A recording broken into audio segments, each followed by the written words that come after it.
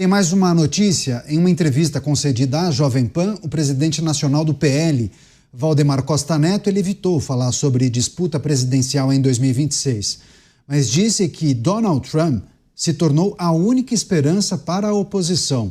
O cacique reconheceu que o partido só é grande devido à força e influência do ex-presidente e declarou fidelidade a ele, afirmando que vai apoiar quem Bolsonaro escolher para o pleito. A gente separou, inclusive, esse trecho. Acompanhe. A nossa única esperança é o Trump. Eu sei que o Tribunal, o Supremo, tem prestigiado o ministro Alexandre. Mas eu tenho certeza que essa história não vai parar aí.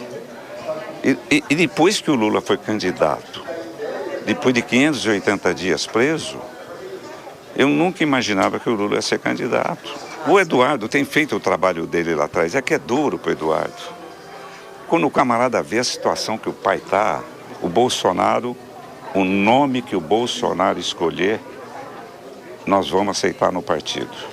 Porque o que ele fez para o nosso partido, a construção do nosso partido, nós somos o maior partido do Brasil hoje, graças ao Bolsonaro. E graças ao governo dele. Aí, entrevista concedida por Valdemar da Costa Neto ao jornalismo aqui da Jovem Pan News. Vou começar essa rodada com o Cristiano Beraldo, porque chama atenção essa frase, essa reflexão, essa análise de Valdemar Costa Neto, que é o presidente do PL, dizendo que Donald Trump, presidente dos Estados Unidos, se tornou a única esperança para a oposição. Não era bem isso que ele falava semanas atrás, né, Beraldo? Curioso, né? Como a gente vê as coisas acontecendo, Canhato. O presidente Valdemar Costa Neto, ele mostra uma generosidade ao reconhecer que foi realmente Jair Bolsonaro, a sua popularidade que fez do Partido Liberal esse partido enorme. Ele só não é maior do que, por exemplo, a federação agora entre o Partido Progressistas e União Brasil. Mas, na sua atuação individual, realmente o que foi conquistado pelo Partido Liberal nas últimas eleições é histórico, talvez. Pois bem, se uma bancada como a do Partido Liberal não é suficiente para absolutamente nada e nos resta, então, recorrer ao presidente dos Estados Unidos, aí acabou o Brasil, né? Vamos fechar. E o presidente Valdemar Costa Neto, ele é um político muito experiente. Ele conhece o Brasil, conhece a política no Brasil, ele sabe como as coisas funcionam. E essa declaração me parece bastante mais conectada com uma necessidade de se apoiar Eduardo Bolsonaro, até porque essa campanha de Eduardo Bolsonaro nos Estados Unidos terá um efeito eleitoral para o próprio Partido Liberal muito importante nas eleições do ano que vem. Aí eu não me refiro nem à questão da eleição presidencial, mas, sobretudo, aquilo que é fundamental para um partido político hoje em dia no Brasil, que é a eleição de deputados federais. Então, apostar nessa popularidade de Eduardo Bolsonaro, apostar nesta narrativa da sua atuação nos Estados Unidos e que Donald Trump é realmente o grande inimigo do STF, me parece uma aposta razoável para que um cacique político faça visando eleger seus deputados no ano que vem. Agora, nós não podemos aceitar que essa seja a realidade do Brasil. Porque se essa for mesmo a realidade do Brasil, quer dizer que não há mais nada a se fazer, que brasileiros e brasileiras estão simplesmente fadados a terem uma vida desgraçada, a menos que o presidente de um outro país faça uma intervenção no Brasil, aí, Canhato, acabou tudo. Aí, cada um por si. Aí nós temos que simplesmente acordar de manhã, pegar as armas que tivermos e irmos à luta numa barbárie, porque o Brasil deixa de ser um país, o Brasil vira simplesmente um amontoado de pessoas e que cada um defenda o seu da melhor maneira que puder, que cada um tome para si aquilo que puder, porque já não há mais ordem, já não há mais lógica, já não há mais nada vigorando no Brasil. eu preciso acreditar que o Congresso Nacional, à medida que deixe de ser covarde, à medida que deixe de ser preguiçoso, à medida que pare de mamar a teta dessas emendas parlamentares multimilionárias, que eles têm, sim, não só o poder, mas o dever de atuar, o dever de dar um basta neste absurdo que virou o Brasil. Não depende de Donald Trump, não. É muito conveniente ficar colocando a responsabilidade em outro. Mas quem tem responsabilidade é o Congresso Nacional. Quem tem responsabilidade são os senadores da República. É muito bom ficar ganhando mais de R$500 bilhão em emendas parlamentares. É muito bom ficar passeando o mundo afora, indo lá para os Estados Unidos usar bermudinha, fazendo encenação de que está negociando alguma coisa. Mas trabalhar que é bom, ir para o desgaste, ir para o enfrentamento, isso ninguém quer. Ninguém quer sair do conforto do gabinete, do carro novo e do motorista.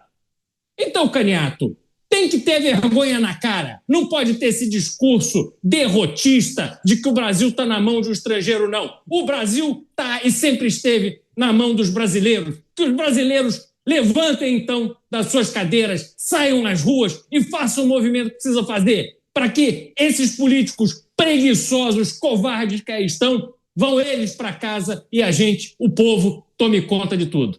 Você, Diego Tavares, como devemos interpretar essa manifestação de Valdemar Costa Neto, talvez num discurso mais próximo a Eduardo Bolsonaro, porque lá atrás muitos falavam, né? Tem o PL do Valdemar e tem o PL de Jair Bolsonaro. E muitas vezes Valdemar mais conectado ali ao sistema, né? Aquele partido fisiológico, né? As negociações, a articulação, enfim. Dessa vez, quando ele atribui a Donald Trump a única esperança para a resolução disso que nós estamos passando, você entende que ele acaba adotando, cedendo ao discurso de Eduardo Bolsonaro? Olha, Caniato, se tem uma coisa que esse discurso de Valdemar Costa Neto pode ser chamado é de sincero. Valdemar deixou muito claro, Bolsonaro fez do PL o maior partido do Brasil e ele proporciona a Bolsonaro a oportunidade de apontar quem será o candidato à presidência da República em 2026, para que o PL continue sendo um dos maiores partidos do Brasil. E essa sinceridade do presidente do PL revela um problema muito grande inerente à nossa democracia. Se a nossa democracia ela é fundamentada, se o nosso processo eleitoral é fundamentado na lógica de existência de partidos, seria lógico que o processo democrático tivesse início dentro das agremiações.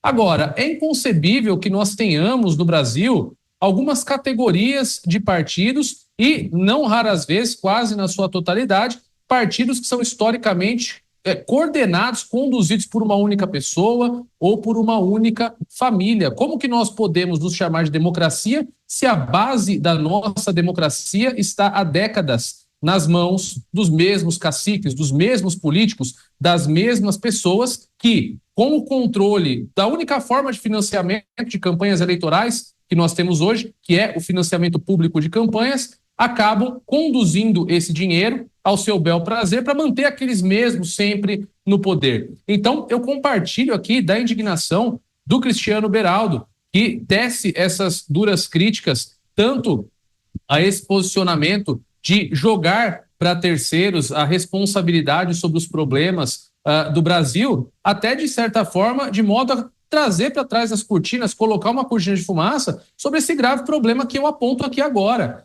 que é essa falta de um processo democrático dentro das legendas brasileiras. Essa impossibilidade que nós temos e essa luta que vai da suposta extrema-direita à suposta extrema-esquerda que existe, que nós sabemos que são ficções narrativas também, porque quando é para votar aumento de fundo partidário, aumento de fundo eleitoral, afrouxamento de lei da improbidade administrativa, aí todo mundo vota juntinho, aí todo mundo é corporativista, parece que existe só um espectro político vigente no Brasil. Então, nós precisávamos, de fato, de mais transparência no nosso modelo partidário, precisávamos, de fato, de candidaturas livres de partido, se fosse o caso, mas, infelizmente, aqui evocando novamente a crítica do Cristiano Beraldo, considerando a baixíssima qualidade que que nós temos hoje no parlamento, considerando a baixíssima qualidade que nós temos entre os nossos congressistas, que sempre estão muito mais aptos a fazer os seus recortes para as redes sociais, a fazer da sua política, do seu mandato, um verdadeiro estúdio de produção de vídeos para fazer show em rede social, dificilmente pautas sérias, estruturantes, que de fato tenham o condão de mudar a realidade do Brasil, serão encampadas e defendidas no Legislativo brasileiro, que é onde a nossa democracia mais deveria ser efetivada. Nossos comentaristas repercutindo as falas, a entrevista concedida por Valdemar Costa Neto, a reportagem da Jovem Pan News e a frase que estampa a nossa manchete principal: na avaliação de Valdemar, o presidente dos Estados Unidos teria se tornado a única esperança para o Brasil ou para a oposição. Você, Mota, o que é preciso considerar em relação a essa fala, direcionado para a população brasileira, talvez para alguém dentro do PL, enfim, quais são os seus apontamentos? Eu compartilho o sentimento do Cristiano Beraldo, mas a realidade é que muita gente se sente exatamente como Valdemar. Eu tenho conversado com muita gente, e é muita gente mesmo. Eu tenho viajado bastante pelo Brasil e uma imensa variedade de pessoas vem me expressar esse sentimento, que Donald Trump abriu uma porta, abriu um caminho.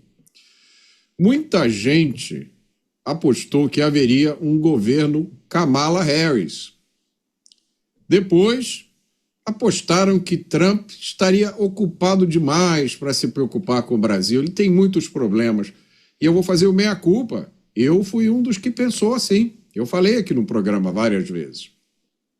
Depois, outras pessoas acharam que, apesar de tudo, Trump não ia se importar com Jair Bolsonaro.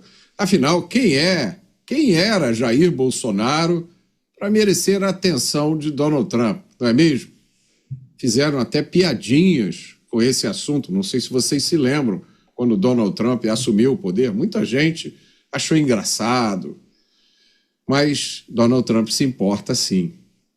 E uma das razões, evidentemente, está na cara de todo mundo, mas muita gente se recusou a ver isso, é o relacionamento que Donald Trump tem com a família Bolsonaro. Na minha opinião, isso é uma explicação para muitas das coisas que estão acontecendo, porque é inadmissível para as pessoas que se acham donos do Brasil, e aí é uma quantidade enorme de gente, inadmissível que a família Bolsonaro tenha relacionamento com o homem mais poderoso do mundo. O outro motivo, que eu já mencionei várias vezes aqui, é o fato de que Donald Trump passou por uma situação muito parecida com a situação que Jair Bolsonaro enfrenta hoje.